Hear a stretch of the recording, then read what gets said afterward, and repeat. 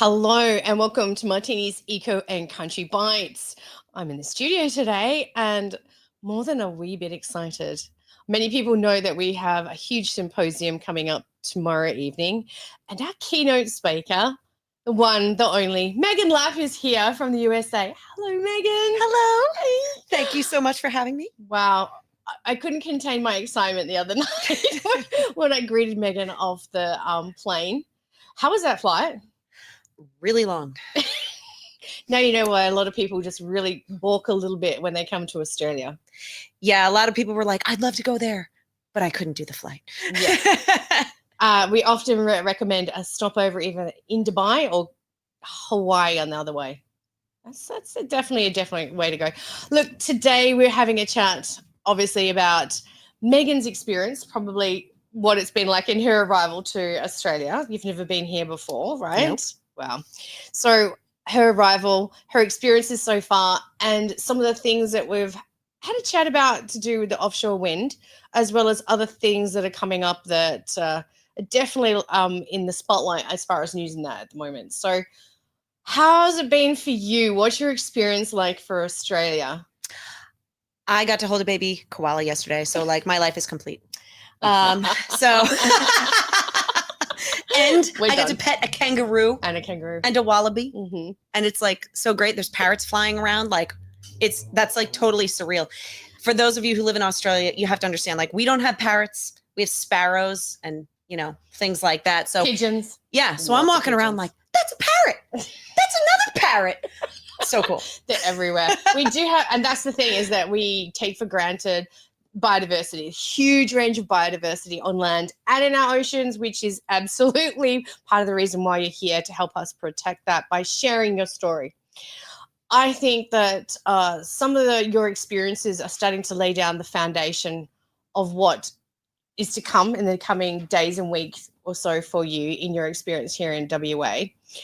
What is your vibe so far about how you're seeing, like, maybe the climate in Australia as far as where we're going with not only renewables but other things that you've observed? What's kind of something that's hit you that's been like, oh, I didn't know that, or what was that? Have you had anything like that? I think it's very, very similar to other places that have been pursuing renewables at all costs. Yeah. Just kind of throw any kind of sense or caution to the wind and just go ahead and build and find out what happens later. But obviously there's always the undercurrent of who's making money off of it, who are making the political deals, which are making the money off of it. And that's always really, if you follow the money, you will know what is happening. And that's ultimately, whether it's the US or Australia or anything like that, that's really where it's at. Yeah, I agree. And precautionary principle is the one thing that we've said from the beginning has been thrown out the window. And more than anything, I think that, again, like you've just pointed out, having fresh eyes and looking at Australia and saying, like, the variety of birds that we have, even the species of fish, we have a huge diverse range of endemic fish. We went through that yesterday, didn't we? Okay, so We did. I do make a pretty mean taco from fish tacos. They're kind of my speciality. So that's kind of going on the menu in the next week or so. So we wanted to have a chat about what kind of fish we have. And so I got out the chat, and you were like super impressed about the types of range of snapper that we have here in Western Australia. Yeah. Yep. Amazing, right? So, and this is the thing that gets taken for granted when you're in the fishbowl, right? Mhm. When you step out of it and you look at it with new eyes. So I think that probably the feedback that you were giving me was reinforcement of even more reason why we need to fight for what we have here. Yeah. And one of the things that I still cannot wrap my head around, like still blows my mind, is the fact that where you are talking about having offshore wind here in Western Australia is on a limestone coral reef. Mm-hmm. Like, yeah, you can't build on a coral reef. That's like environmentalism 101. Yeah. Like, I don't care what country you're in, you don't get to build on coral reefs. That's like not a thing. And so when you told me that shocked me. It shocked me, especially that a country like Australia that is so heavy in like ecotourism because of your coral reefs and because of the waters that you have, would actually industrialize that and turn it into a power plant A really like I crappy one at that too. right. I can't get my head around that. But it was kind of like we've discussed in the past, where you had mentioned places where they culled koalas to put in a wind farm.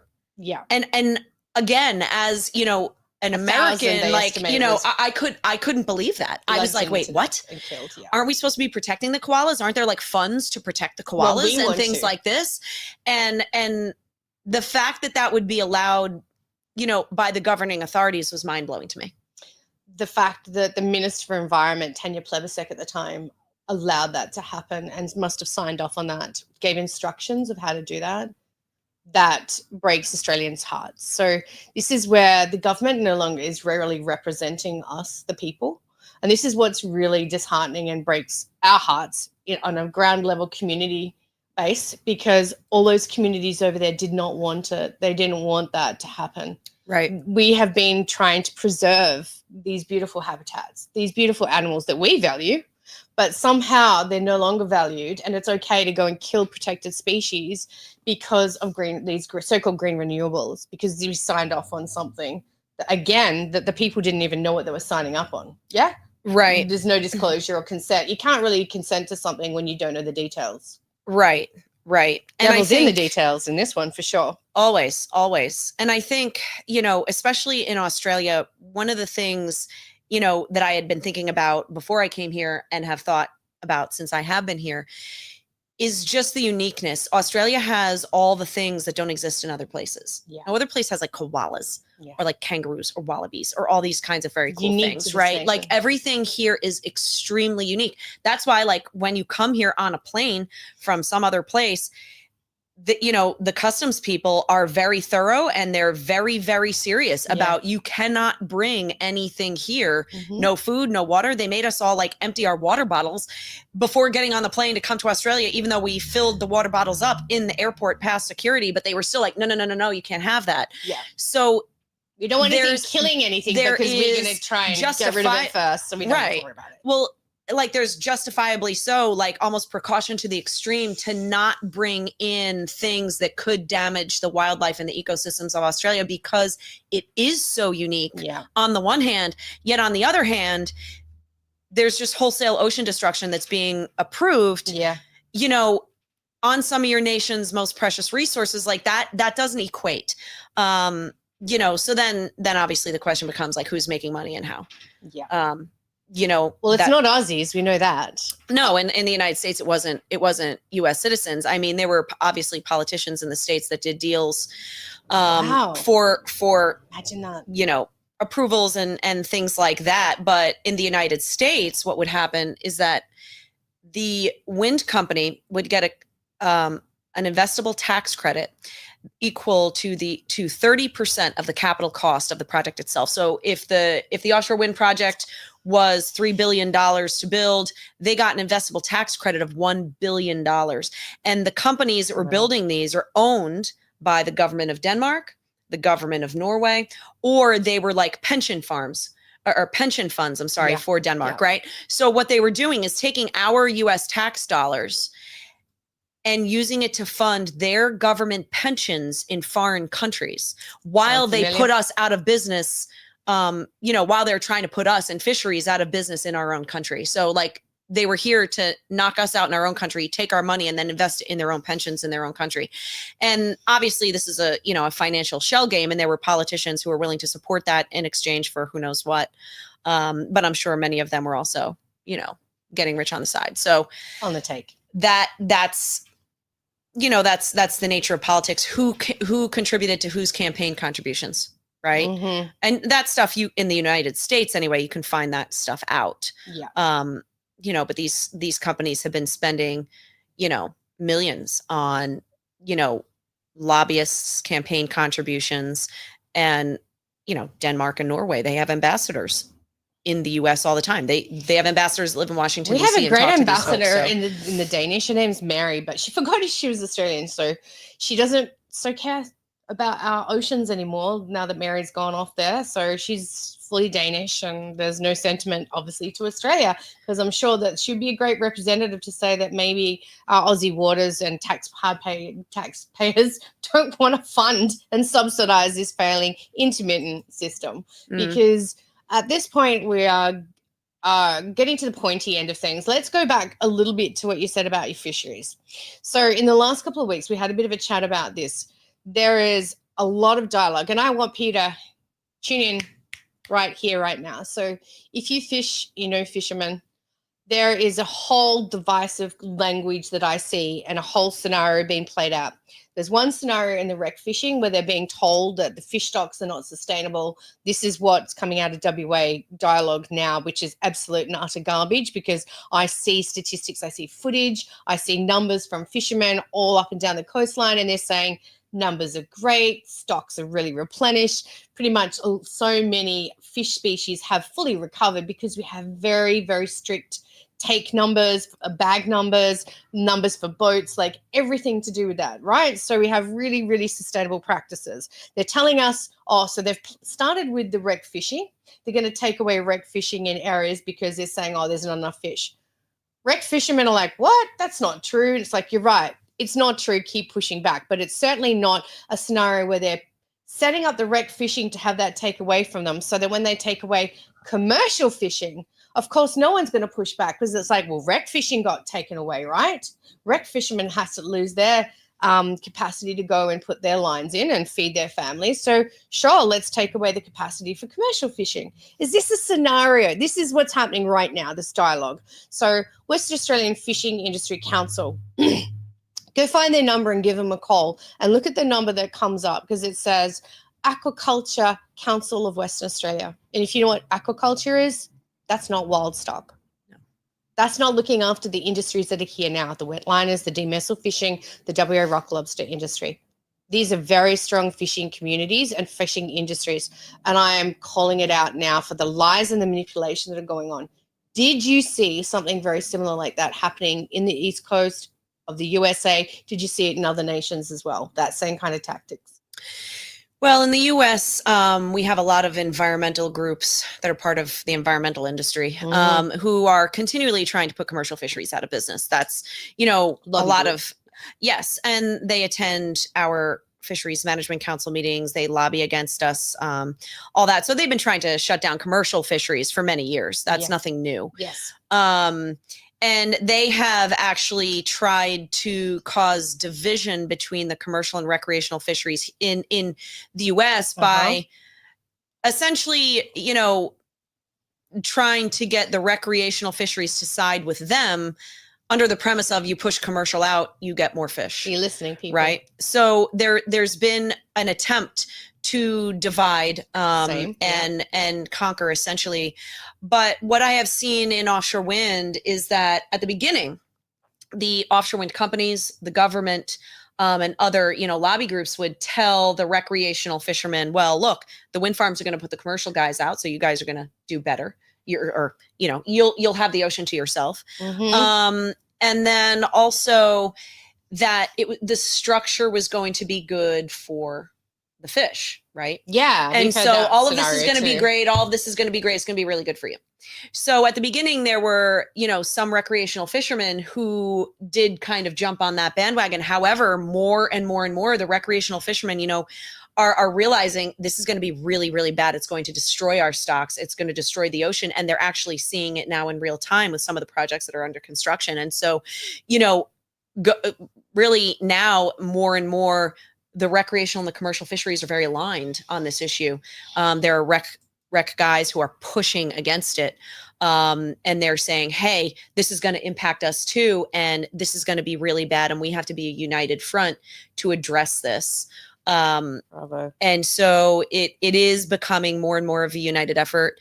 And that's important because, again, if you can divide and conquer, you can conquer, right? Correct. You need people united. And like I said, we have 5 projects under construction right now on the East Coast of the United States, and recreational fishermen have seen impacts as well. I know one guy who does charters and has been in one of the project areas. He said the whole thing is dead. He said everything in there is dead. What area is that, Megan? Vineyard Wind. He said in Vineyard Wind, you know, he has fished there. I hope people are really listening to this. It's a dead zone, he said. He said there's zones. nothing there. I mean, they've pile driven. Now they've turned some stuff on. And, you know, I think a lot of people were misled with the whole, oh, it'll you know, create this structure that will attract fish. Oh, habitat that replace what's already there. But let me tell you something. When you flip them on and there's electricity flowing through those cables, that's a problem. At the Block Island Wind Farm, we used to have very predictable fish migration patterns, and they used to migrate across the cable area. Once they turned it on, fish wouldn't cross the cable, and people don't fish there anymore. The lobster guys don't fish there anymore. The gillnet guys don't fish there anymore. Like, it has been, the codfish all left. They don't like the noise. There's a lot of, you know, knock-on effects, and yeah, it's not what it's billed to be. And of course, you know, in the development process, the recreational fishing community was lied to by the developers and the government to try to get their support because they wanted support. And, you know, there were some guys who kicked back hard, and now more and more are kicking back hard because they actually see the destruction themselves. Yeah. So the thing is, there's two factors here also. It's not the immediate destruction that's happening by the actual installation and the operation of the wind turbines and the high voltage underwater cables. That's not one. It's spatial disbursement of licenses. So this is where commercial fishing is going to be locked out, and this is where rec fishing is both going to be locked out. You are going to have to pay premium dollar to put a line in anywhere in Australia by the way they're going. And that's what they want. They've tried to destroy the sheep industry by getting rid of the sheep exportation. And once they get rid of that and they devalue everything about lamb, everything about wool, exportation, they're going for the cattle. Now they're coming for sustainable fisheries. And I've been saying this to people for a very, very long time, that the fishermen and the farmers need to get together and start having these conversations, because it's the same tactics being played against you. So what it is that you're going to be locked out by marine parks. And Pew has done a very good job at lobbying. They've created a horrific marine park that has locked everyone out along the southern coast. That was an area of great biodiversity as well as sustainability. And the thing is that the population down there is actually really small compared to the area. So the impact from locals that would go and throw in their line or put their boat in, and now they can't do it. It's a marine park that goes from the South Australian state line all the way around to Albany. So like, we're talking about a huge area here. They're trying to extend it all the way around. So they're going to lock us out with marine parks, and then they're going to put wind turbine zones in. So they're going to be exclusion zones for all of these things. And it's not going to be safe. So they're going to have these buffer zones, and they're going, well, there's not enough fish because the fish stocks are at risk. But it's not the fish stocks that are declining now, but they're putting that divisive language, that premeditative language here to say that the stocks are already down, which is a lie. But what's going to happen is, once marine surveys start in Geograph Bay and all along the coastline here, Dongara, Landsland, Jurien Bay, they're going to go the whole way up and keep doing this if we don't stop them. When that happens, then we'll see massive declines, like you said. They're going to have what they call sea deserts. So there's areas out there, like you said, that they're total dead zones.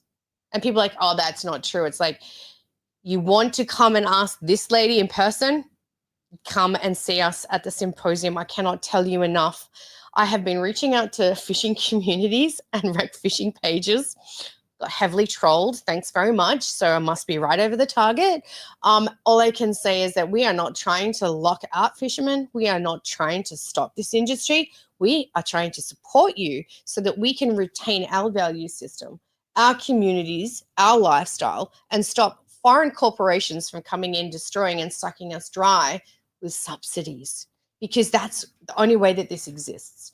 And, you know, your subsidy way it was set up is different to ours.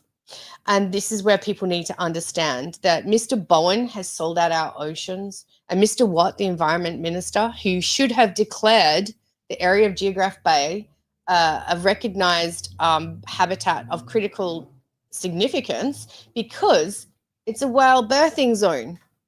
Have you ever heard of a whale birthing zone having an offshore wind turbine right in the middle of it, Megan? Well, they were citing leases in ours. Wow. So, I mean, you know, and for other uses to go in there, you know, plus all the protections that the commercial fishing industry has for whales. I mean, nobody would ever be allowed to do anything like that. Like, that's crazy talk, right? But for offshore wind Outraged. stuff, it's like none of the rules apply. Yeah. Literally none of the rules apply. Make them up as they go. And you know what's interesting, Martine, when you were talking about the marine parks and, you know, combined with the wind farms and things like that, there was a study done in the UK. I want to say it was 2022, called Spatial Squeeze. Yeah. And they actually estimated that if the wind projects and if the marine parks continue to go the way that they are going, by 2050, they will have no commercial fisheries in the UK. It'll be over. So, you know, you have to. You know what? People are going to sit there and go, oh, but that's never going to happen in Australia. It's like, you want to bet? Well, the same agenda is playing out everywhere. And so Yeah. I think that people need to learn from that. And, you know, quite frankly, it's like, hey, look, you can't eat electricity, right? Yeah. You can't eat electricity. Yeah. And so, you know, are you willing to destroy food sources for electricity? That should not be the case. And, you know, where we are, you know, we've had sustainable fisheries for hundreds of years. And I Yeah. tell people, you know, we can have them because we have, you know, very strict and sustainable practices. Mhm. We will be able to harvest for hundreds of years more if we're allowed. But if, you know, if people and the government specifically, if the government is willing to sacrifice hundreds of years of sustainable food production for a 20-year project, like, we have a problem. And it's generational fishing. Absolutely. Strong families, strong communities. And this is what they're doing. They're getting rid of generational fishing, generational Mhm. farming. Same. And it's like a food source. sustainable fish. It's stocks. a food source. During COVID, when, you know, people couldn't find protein on the shelves of their supermarket, down in Point Judith, Rhode Island, where I operate out of, we had people lined up going to get lobsters off of boats, Uh-huh. going to get fish in the local fish markets, because guess what? We were producing. Yeah. And, you know, having supplies of local food is really important. Again, you can't Food eat security, electricity. it's called. You can live without electricity. You cannot live without food. So you have to prioritize what is the most important thing. You need food, you need water, you need shelter, you need clothing. And so if, you know, you don't need electricity, yes, it makes everything a lot better. You know, but there's many, many sources of electricity. And why would you destroy food sources, which is something that you literally cannot live without, for a project that's supposed to be an electricity project that doesn't even work? Like, it's the risk reward, you know, is not there. Obviously, the cost benefit is not there. But again, it's not about the wind project. It is about the subsidies. They do not work without subsidies. Correct. And in the UK, where they pulled the subsidies, in Denmark a couple of years ago, where they pulled the subsidies, they had no bids because they can't make the economics work. The numbers do not work. And they don't even care if it produces electricity. This is something that was like really funny, which hopefully we get a chance to talk about tomorrow. But I'll pen it down. Yeah. Yes. But I remember being on a webinar one time for NYSERDA, which is the New York State New York State Energy and Research Development Authority. Okay. And so they're basically the energy agency for the state of New York. Okay. So they want to take like the whole ocean to make wind farms to power New York, quote unquote, which they don't even need the power, but whatever.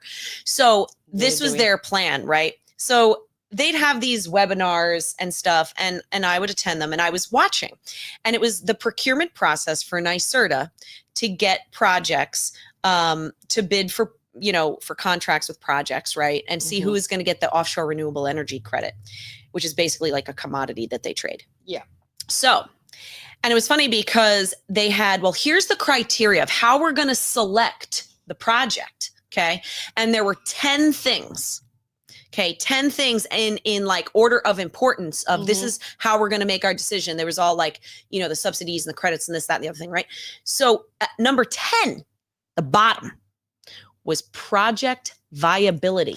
Okay, so that was the least important thing, project viability. So then they broke down all those 10 criteria. And when they got to project viability and they broke down what project viability meant, the very last part of that was wind resource.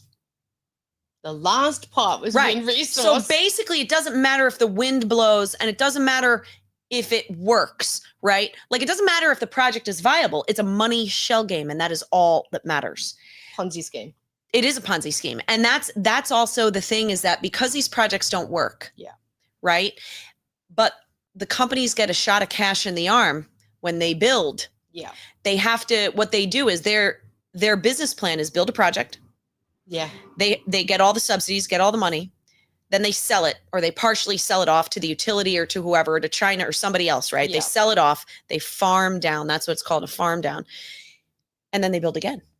They have to continually be building. They can't just build and hold the asset, because the asset is worthless. So the money is in the building, because that's when you get the subsidy. And this is where you can right there, the longevity, the amount of money, energy that's put into even create this, and what the outcome in, that's where the cost benefit, it's not sustainable.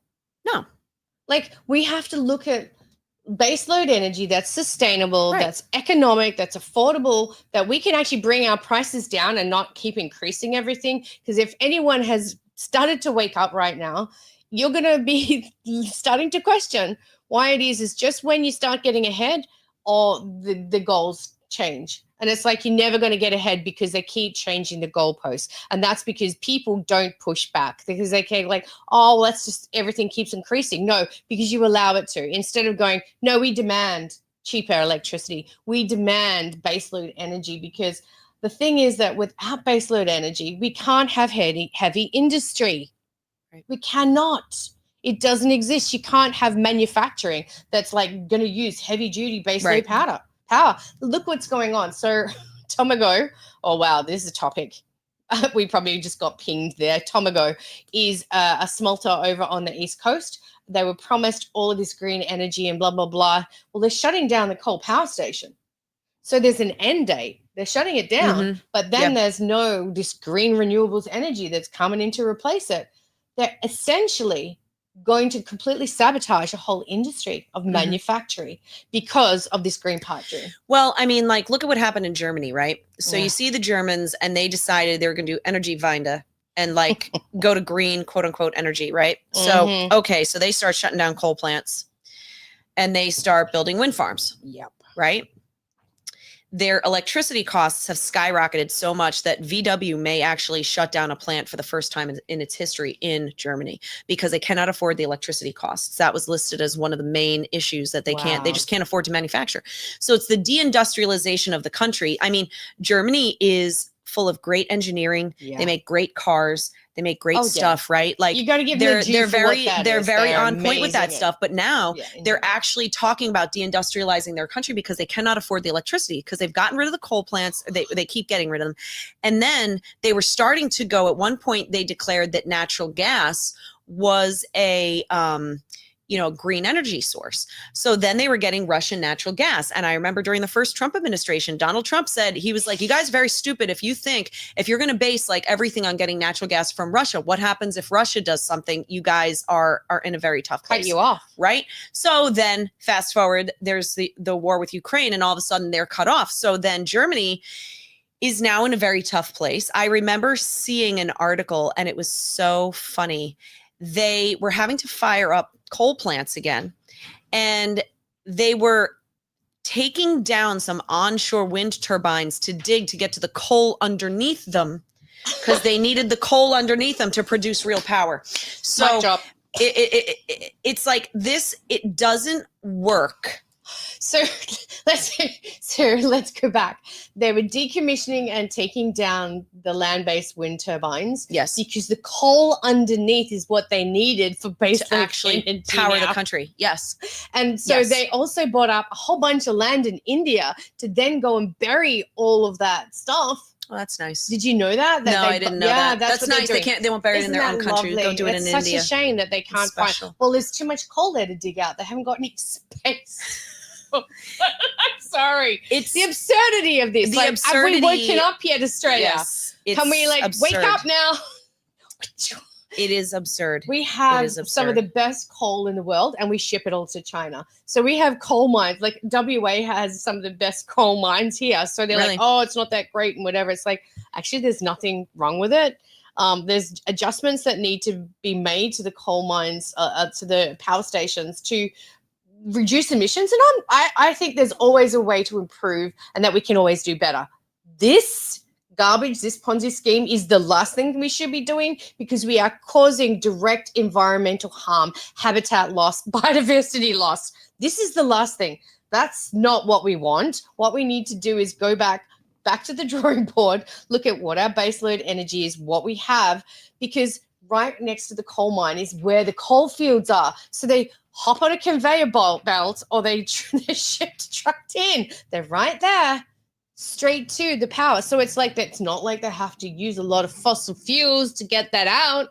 But okay, let's not talk about the fossil fuels into the manufacturing of these things, bringing them over from China, bringing all the ships over from wherever they've got to come from, Asia and everyone else. And the installation, $1 million a day minimum for the installation ships and vessels. Yeah. And I mean, don't forget, like China's building a new coal plant once every 2 weeks.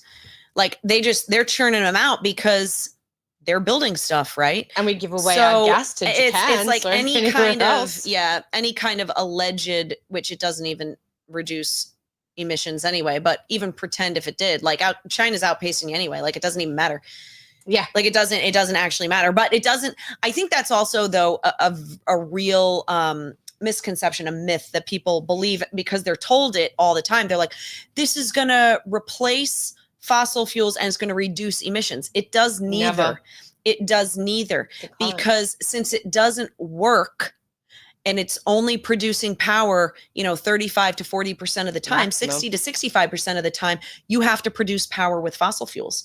And so you have to have the fossil fuel plant on 100% of the time because wind is unpredictable. So when the wind drops out, you can ramp up the fossil fuel electricity production so that you don't have blackouts. Yeah. And so all you're doing is paying 2 electric bills and you're not ever getting off of fossil fuel electricity. So it's such a myth. People think, oh, look, but if we do this, we can get off of fossil fuels. No, you can't. No, you can't. And so people have to start. That is the bold-faced lie that people have been told. It is a lie. And what's funny too is like sometimes, and this is the whole shell game too, with the offshore renewable energy credits and things like that. Like if you build a plant, right, now you have these credits. Yeah. Now you sell them. So you sell them to that guy over there who still has a coal plant and he's burning coal. But now because you sold him the credit, it cancels it out. So then it's like a pretend game, right? So you've given them a credit. You've given them a credit. So it's like, oh, well, now you're neutral. Now you're CO2 neutral, even though the guy's still burning coal. It's not any different. He just bought a credit, right? So it doesn't mean you're getting rid of stuff. Now you're just building these things and selling the credits to like fossil fuel plants. So again, it's a pretend thing. But unfortunately, most people don't know. Yeah. I mean, it's astonishing to me, even where I live, how little people are actually aware of what's going on. And so for years, as these projects off of the coast of Rhode Island were getting permitted, even starting construction, all this kind of stuff, I would talk to people. Yeah. And if you mentioned offshore wind farms, they thought you were talking about the 5 Block Island turbines. Yeah. Which was like a state in-state waters project, not a federal project. There's only 5 turbines. And for years, like that's what people would think that you were talking about. I was like, no, there's like hundreds, potentially thousands of turbines scheduled to be built south of here. That's what I'm talking about. And people were so uninformed and they didn't know. And now you can see them. Now they are constructing. Now we've got a bunch of them that now people can't, now I'm sure there's a lot of people going, oh, look, what's that? Well, so we have the same kind of cloak and dagger, smoke and mirrors kind of game going on here, because what was happening is all the proponents that dropped out of the Bunbury offshore project were being named. It's like, oh, they've dropped out. Oh, they've been dropped out. And then that was like outrage from, oh my God, but we need it. We need it. It's like, yeah, no, we don't. People all over, even in the area that it's being built, still don't even know there's 266 offshore wind turbines scheduled to be put in the Bunbury offshore zone that live in that area, that live along that coastline. Yep. Still don't know. Still don't because know. there's so much misinformation being put out there. And Right. we put in the missing information, which is telling the truth, giving people platforms to talk about what the facts, the reality is, what the science, the data is showing. We are out there so hard all day, every day, trying to educate people. And we hit walls because, I don't know, what was the mainstream media doing over there with you? Were they supportive of this at the time? Oh, absolutely. Yeah. Funny Yeah. that. No, and especially like in our state, the university is co-opted. All the, a lot of state stuff is co-opted. Everything is always, promoting wind. Although I will say we do have some good local TV stations. Shout out to Good. Channel 10. They're Yeah. really good, and they would always be very, very balanced and allow me to speak and report well. Good. But our politicians were all always speaking positively, never about the facts of the projects, never about, the negative impacts of the commercial fishing industry, which really is a major powerhouse in the state of Rhode Island. And so, general mainstream media was always very, very supportive of it. Yeah. We did have Going with Fox the narrative. News, Fox Business, Newsmax, folks like that who would report on it. But, early on, it was difficult to even get traction there because most people were just unaware that it was even an issue, right? Now there's a lot more reporting, especially because, thank God for President Trump, who is very vocal about this issue, and he is acting on this issue. And if it wasn't for him, we would, the East Coast would be completely destroyed. Oh, he's having an impact for us as well. You know that because he's destabilizing the whole industry. The fact that Ørsted is like rocky as and they're getting propped up by Equinor. Right. Well, I just saw Ørsted, a friend of mine who lives overseas had sent me something this morning, actually, that said Ørsted has now announced that they're not building offshore wind projects outside of Europe now. And I was like, good, get out of my country. And get out of Australia. Don't come back. Don't even look sideways at us again. So we've got a Spanish company, a bit of a French company, a bit of a this and that to deal with down in the Bunbury offshore region. We're going to start highlighting that because, again, these are other nations' electrical system, like their national electricity. It's like Western Power going over to, I don't know, Singapore, going over to Malaysia and saying, oh, we're going to put wind turbines in your oceans. We're going to destroy your communities, ecosystems. We're going to destroy your ecotourism, like devalue everything that's sacred to you and then take all the money back here. It's like, what?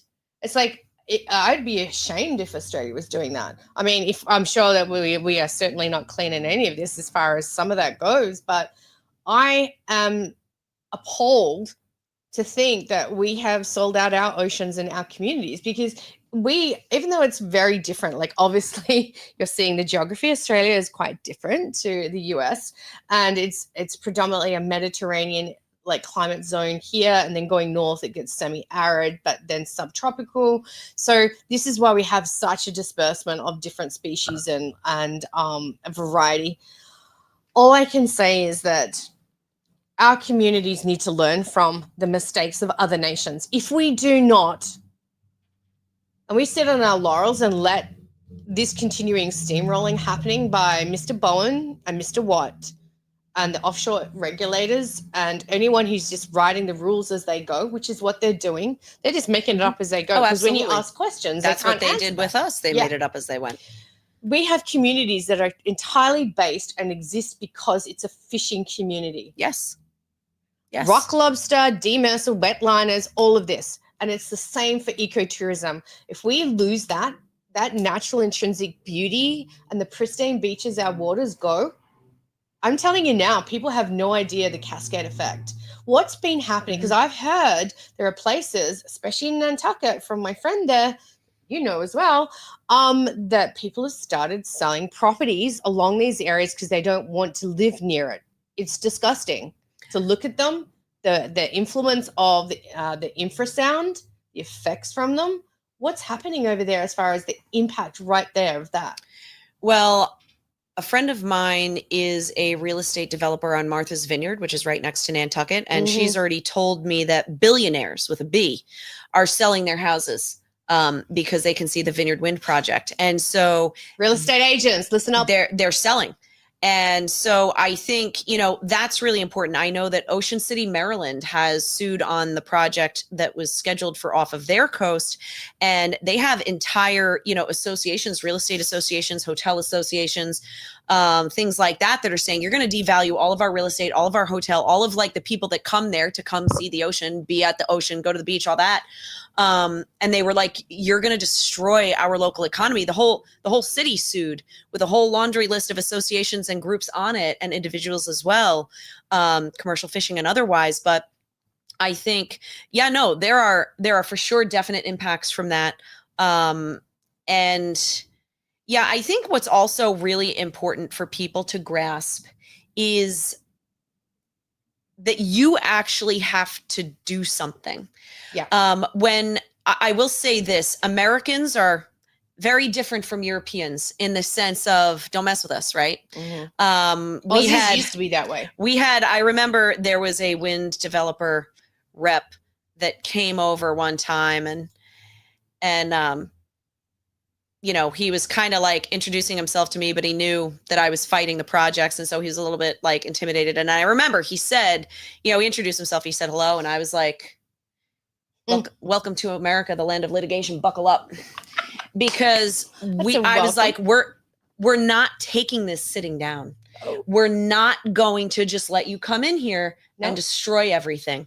And I think they were not prepared for that because in general, my experience anyway of watching events in Europe is that most people there just kind of lie down and take it. Americans are not like that. And I don't think that the European wind developers really thought about what would happen when they came to the US. I think that they thought everything was the same as in Europe. Well, it's not. Yeah. Our legal system's different. Mm-hmm. Our mentality is different.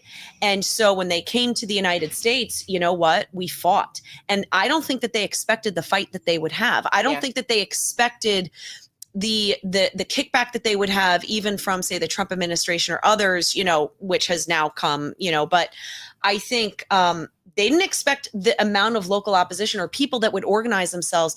Like, God bless these groups who have organized themselves up and down the East Coast. Like, kudos to them. There were just regular people who were like, you know what? We're not taking this. And we in the fishing industry had been fighting for a long time. And then to have other groups kind of come and start to fight was a real breath of fresh air. Oh my gosh. Because for a long time, we were the only ones screaming into the wind here going like, oh my gosh, this is a terrible thing. Is anyone out there? Is anyone listening? But now there are citizens who said, you know what? No, we're not letting you do this where we live. And they banded together. They fundraised, they organized themselves, they set up nonprofits, they started lawsuits, they started information campaigns. One of these groups I'm on, I'm a board member of Protect Our Coast, New Jersey. They were one of those groups, and I mean, there are groups up and down the coast that have now organized themselves and started fighting. And I don't think that the wind developers expected that. Now, they still thought that they would easily run us over, right? I think they were almost like, oh, like these are like little mosquitoes, just kind of, flick them away type of thing. Right. Yeah. We'll wear them down. Right. But you know what? We didn't. And I tell people all the time, there's one way you win, and that is you refuse to lose. You keep coming and you keep coming and you keep coming. And so you have to do that. But regular people have to actually do something. Yeah. In the United States, we are, dads. We're a country of we the people. Mm-hmm. And it's like, we the people have to make this happen. It's not the professionals. It's not like they will do something. Who's they? Someone will do something. No, it's on you. You have to do something. If you want to take your country back, if you want to take your oceans back, you have to do something because it's your responsibility. You're the people who live here. It's your country. And I think that I do not think that the wind developers were prepared for that. I don't think that they were prepared for that or the Trump election, because Donald Trump is the best, and he issued an executive order on day one. Promises made, promises kept. He promised us in Wildwood, New Jersey, at a rally, that he would issue an executive order on day one to stop offshore wind development, and he did. Yeah. And Unfortunately, it's been difficult in stopping projects that have already been started. The Trump administration did stop the Revolution Wind project. A court Listen to this. re-overturned we need to stop it before it starts. You have to stop it before it starts. And, I'm still hoping, I've not given up hope that those projects that they will be able to stop, because they were illegally permitted, like 100%. And I want those projects out. I want all the sticks out. I want everything out. He hates windmills. He does. We call them turbines, technical word, but anyway, that's a wrap from us. All I can say is you heard it from this incredible, amazing woman who's been fighting this for 10 years. Thank you. Australia, WA, get off your backsides. Those that can make it to the symposium, get there tomorrow. It's trybooking.com, and it's the ugly truth about offshore wind. Also, the connection is here through Facebook on Edge Radio Australia. You need to get to the symposium, ask your questions, challenge yourself. Whatever narrative you might have invested in or whatever information you're missing, you are going to get such a big chunk of what the issues are all across a whole spectrum tomorrow night. As Meghan said, we're going to fight. If we don't fight it now, we're going to lose. Thank you so much, Meghan. Thank you. I will see you tomorrow night. A lot of you, and we will be broadcasting this later at a later time. Thank you.